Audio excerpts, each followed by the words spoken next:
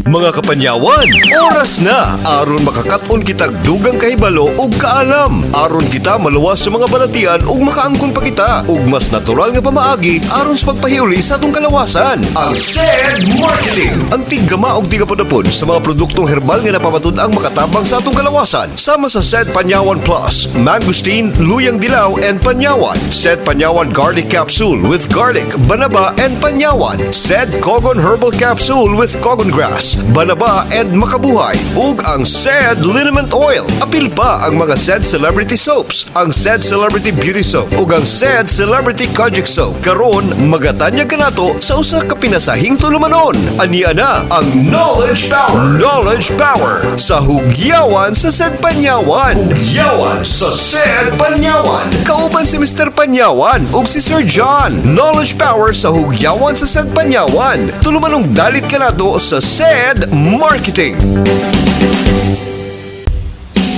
Mga kaigsunan, welcome sa atong pagpanaguban karon. Aniya na pod kining atong hugyawan sa SED Panyawan. Kauban gyapon nimo si Mr. Panyawan ug usab si Sir John alang sa paghatag kaninyo og dugang impormasyon kaalam ug kahibalo aron kanang imong lawas maluwas nato sa mga balatian.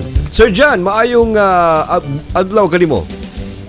Yes, maayong adlaw kanong Sir Rick noon. Sa tanan nato mga tigpaminaw, kumusta kabutaran nila? Sa ato mga listeners karon mga igalang igsoon, oras na alang sa ato ang knowledge power dinhi sa hugyawan din maghatag kami dugang impormasyon kaalam mo kahibalo kaninyo aron kanang imong lawas atong maluwas batok sa mga nagkadayang mga balatian.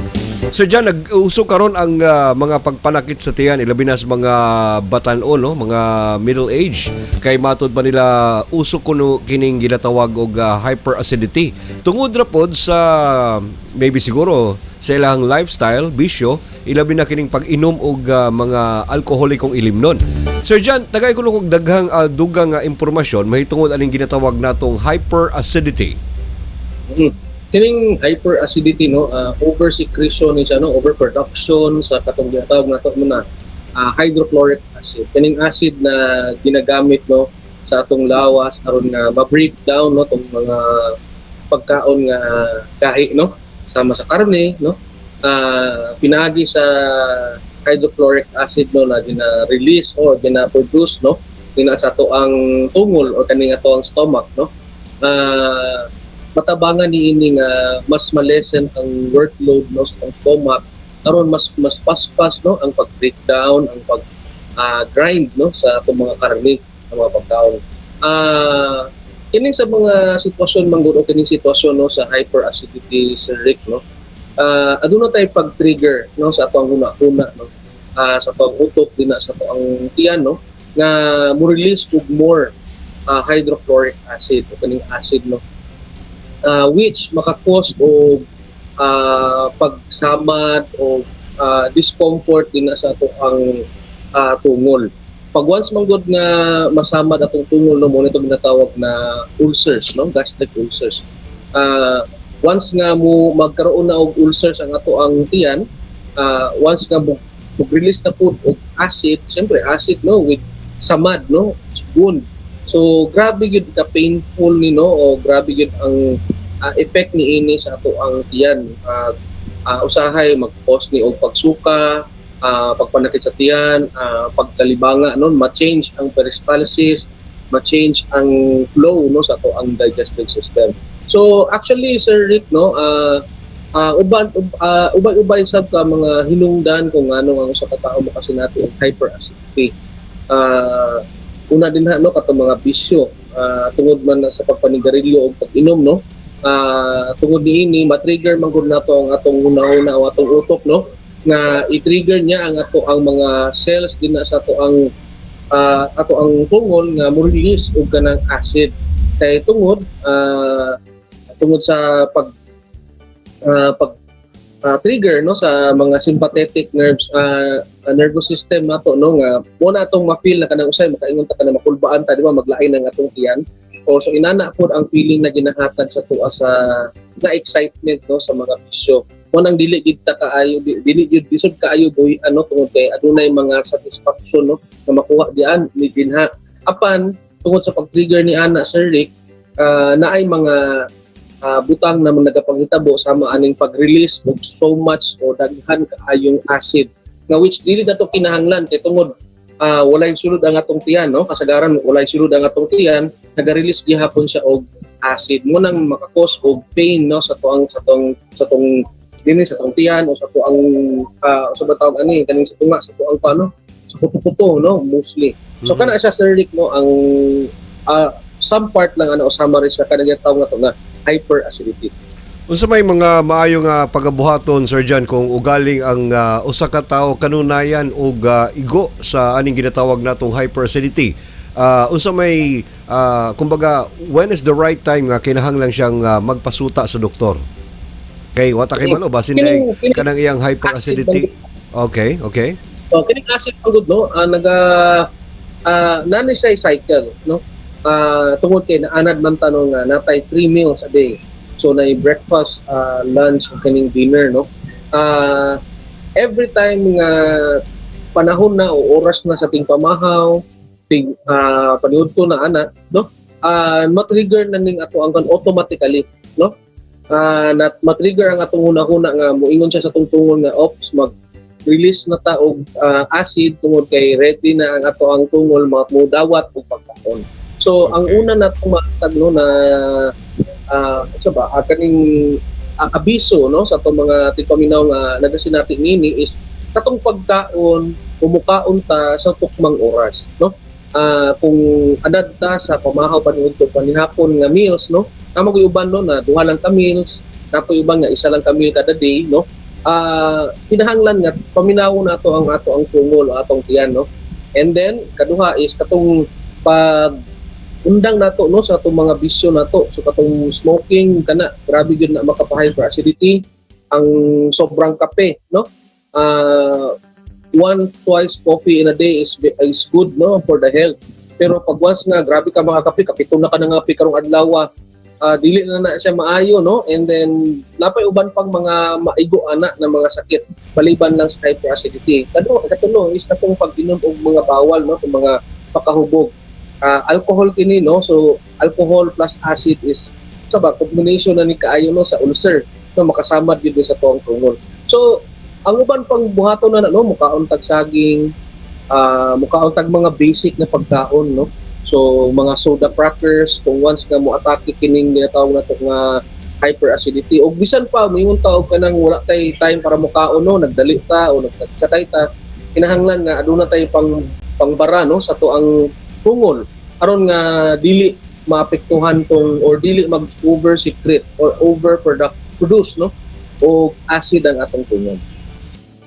Matud pa pud nila, Sir John, maayo pud kuno nga para medyo ma-lessen ang problema sa kaning hyperacidity, aside sa magtultol kita sa pagkaon sa insaktong oras, ang pag-inom usab sa tubig makahatag og pagtabang. Kay matud pa nila, Sir John, kung magkanunay ang sobra sa pag-produce og acid sa atuang tiyan, posible kani nga mobalik sa atuang ginhawaan ug diha na dayon mosampot kaning ginatawag og GERD, kun gastroesophageal reflux disease, nga posible nga maangkon gyapon nimo kung ikaw taas kag acid sa imong tiyan. Muna, no, ang kana technique, Sir Rick, no, is usa na sa mga pinakanindot nga pwedeng i-advise nato sa mga tigpaminaw, no. Once gani nga bation ta gutom, bisan dili meals, no. So kung tayo naaman tayo mga times bation ta gutom in between meals. So kung tayo buntag og gutom, maragi gutom na kapag alas 10, ilara ang imong hunahuna, inumig tubig. Inom kag tubig daghan aron nga ang imong tiyan mabusog. Pag mas mabusog siya, dili siya mo secret og kanang acid. Kay once man good nga ang atong lawas, no, mo feel na gani ni si gutom, mo release gina siya og acid, automatic na siya, Sir Rick. So mo to kailangan nato, no, nga ato siyang unahan ng atong utok, no, inuman natong tubig, and then maliban dito sa katong may matangkatabang sa pag-flush, no, katong acid, no, na makatabang sa pag-coat sa atong tiyan. Anyway, kana, no, Sir Rick, no, sa tanang mga tigpaminaw, unta, no, namang uban nga grabe gid. Bisan ako, no, nako yung mga urges sa pagkaon, no, pagkas nga mga stress na sa hapon, layo pa ang panihapon, para gutom na. So mukaon tag small na mga meals or muinom tag tubig. Kay usahay man gud gutom lang di ay ito atong gibati ay uhaw lang atong gibati no. O dili day gutom. Makatabang pud na sa paglutos. Okay. Unsa man nga mga klase nga mga produktong herbal sa said marketing, Sir John, ang angayan natong tumaron kung kita aduna kita ay hyperacidity. Posible siguro nga maayo ang atuang said Panyawan Plus or baka kining atong said Panyawan Garlic kay kining Panyawan, Sir John, no, na pamatud-an man kini nga aduna kini pagtabang usab sa pag-regulate sa aslom, no, sa ato ang tiyan, labi na kining gina-produce sa asido. And of course kani pong paghaplas sa ato ang said liniment oil during the time nga aduna kitay pagpanakit nga mabati sa ato ang ginhawaan. Correct ba kani, Sir John? Subay no, kining hyperacidity dali lang kaayo ni sang tubagon no sa pagkaon lang kauntan no. Syempre inubanan sa mga produkto sa marketing no. Kining said liniment oil karon nga mas ma-relax ang ato ang tungol no.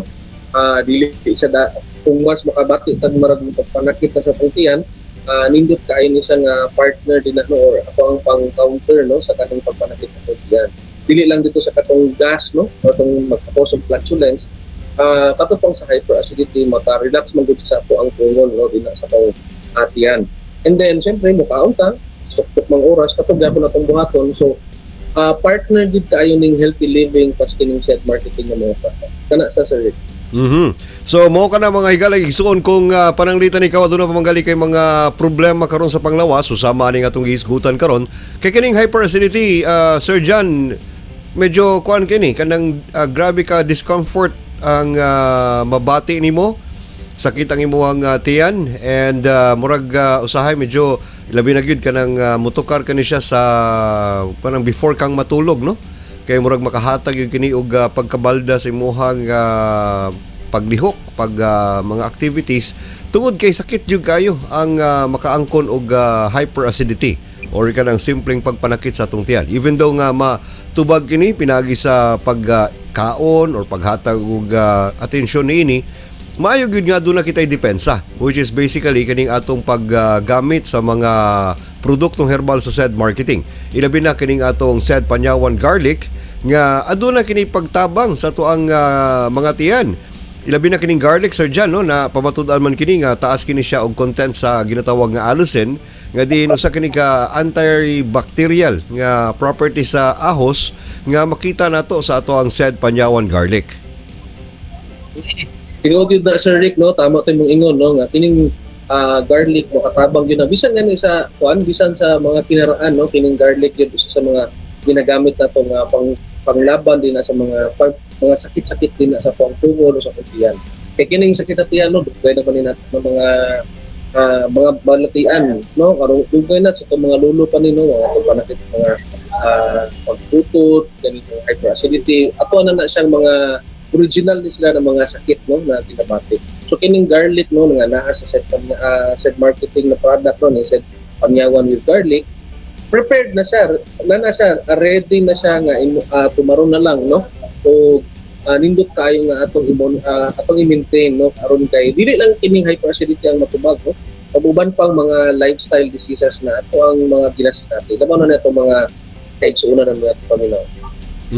And of course, kung medyo adunay dili maayo nga gibati kaning atong tiyan higalag igsoon, maayo kayong haplasan sa ato ang milagrosong klase sa haplas ang ato ang said liniment oil, usa kini ka produkto nga ginama gihapon sa Seed Pharma, ang ato ang manufacturer sa ato ang milagrosong klase sa haplas nga napamatud ang makatabang sa bisan unsang matang sa mga pagpanakit nato sa tong tiyan nga pananglitan hatod kini sa ginatawag natong kabag or kaning pag-angkon sa panuhot sa atong tiyan. And of course kaning pag-angkon usab sa mga pagpanakit no, susama ng pag-angkon og sakit sa kuto-kuto. And of course kanang paglain sa ato ang tiyan, susama ng aduna kitay problema susama sa diarrhea. And of course dili kalimtan mga igalag igsoon nga kanunayon jud kini nga paggamit ang ato mga produktong herbal sa said marketing. Kay kining ato mga produkto 100% gyud kining natural, why side effects, why overdose, napamatud-an kini nga maayo gayud sa atong mga kalawasan. Sir John, salamat kay sa kahigayunan nga nagkauban na pud kita karong adlaw. Salamat kayo Sir Rick Knox para na itong mga tutuminaw Salamat kayo sa chance nga gihatag ninyo sa ko aron nga maka-share na po sa inyo og mga bag-ong mga kaibalo na po. Subaybay gyapon ninyo atong programa.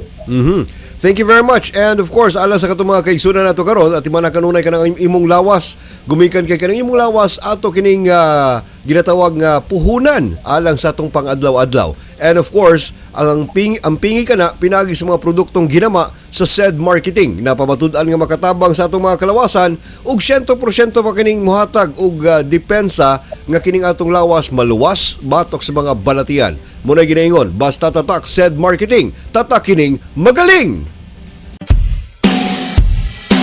Inyong nabati ug nasaksiyan ang atong talagsaong tulumanon nga hatod kanato sa SED Marketing, ang knowledge power sa hugyawan sa SED Panyawan. Kauban si Mr. Panyawan ug si Sir John. Tulumanong hatod kanato sa SED Marketing, ang tigama ug tigapudapod sa SED Marketing Products. Sama sa SED Panyawan Plus, SED Panyawan Garlic Capsule, SED Cogon Herbal Capsule ug ang SED Liniment Oil. Apil pa ang SED Celebrity Soaps, ang SED Celebrity Beauty Soap ug ang SED Celebrity Kojic Soap. At ang ilang gihapon kini nga tulumanon aron kadugangan pa ang imong kaibalo alang sa pag-angkon sa mas maayong panglawas. Hangtod sa sunod nga higayon, daghang salamat sa inyong paglantaw ug pagpaminaw.